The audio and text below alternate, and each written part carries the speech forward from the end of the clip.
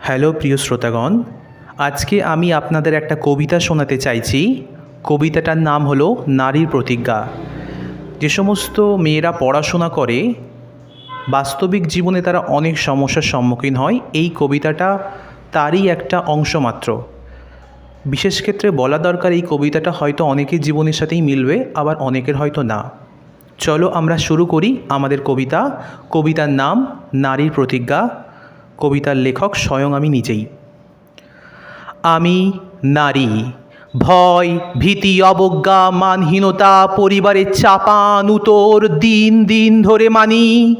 নিজের আশা, ভরসা, ভালো লাগা, ভালোবাসা সবই লুকিয়েছি, যাতে সমাজে এসব নিয়ে হয় না কোনো কানাকানি। ভেবেছি পরিবারের সম্মানের কথা, পেয়েছি মনে মনে অনেক ব্যথা। আমার ব্যথা বেদনার সাক্ষী অশ্রু জলে সিক্ত বালিশের কোণ। প্রতি পদে পদে কষ্ট চেপেছি আমারই মন। কেউ জানতে চায়নি আমার পছন্দের অপছন্দের কী রয়। কেউ ভাবতে চায়নি আমার ভাবাবেগ কোথায় শেষ হয়। আমি যেন শুধুই আমি, আমার মধ্যে আমার অধিকার নেই। আমি দেখাবো কিভাবে ভয়কে করতে হয় জয়। আমি দেখাবো কিভাবে প্রবল ইচ্ছে শক্তি তৈরি করতে হয়। আমি পারি নিন্দুকের নিন্দা, শত্রু শত্রুতা, কঠিন হুঙ্কার আর কলমের কালিতে নস্যাৎ করে দিতে। আমি পারি সমাজের সেই আমি হয়ে উঠতে।